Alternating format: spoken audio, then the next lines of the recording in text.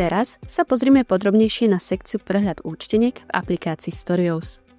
Do tejto sekcie sa dostanete po kliknutí na trivodorovné čiary vľavo hore a výbere možností Prehľad účteniek. Nájdete tu zoznam všetkých účteniek, ktoré boli uzavreté. Účtenky môžete vyhľadávať podľa dátumu alebo podľa ID účtenky. To znamená, že ak poznáte číslo účtenky napríklad z tlačeného dokladu alebo z administrácie, môžete ho jednoducho zadať do vyhľadávacieho poľa. Po kliknutí na konkrétnu účtenku sa zobrazí jej detail.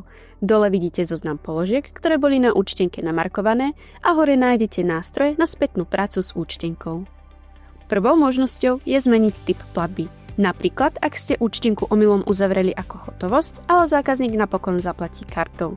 Po výbere platby kartou sa, pokiaľ máte prepojený platobný terminál, automaticky aktivuje a môžete platbu vykonať. Ďalšou možnosťou je upraviť počet osôb.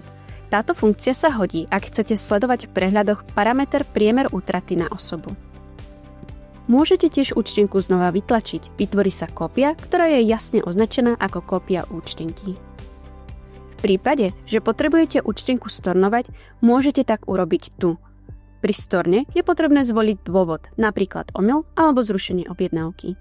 Po stornovaní sa položky automaticky vrátia späť na sklad a účtenka sa v zozname zobrazí ako preškrtnutá a zašednutá. Taktiež tu vidíte funkciu časovej osy, ktorá vám zobrazí priebeh celého účtu. Poslednou možnosťou je znovu otvoriť účet. Táto funkcia sa používa napríklad, keď zákazník tvrdí, že mu bola účtovaná položka navyše. V takom prípade účet znovu otvoríte, uvedíte dôvod a účtenka sa vám vráti späť na stôl, kde ju môžete upraviť.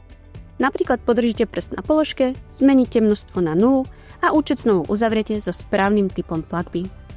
Sekcia Prehľad účteniek vám tak umožňuje rýchlo vyhľadávať účty, robiť opravy, storna alebo opakované tlače a udržiavať tak vaše tržby aj skladové zásoby v poriadku.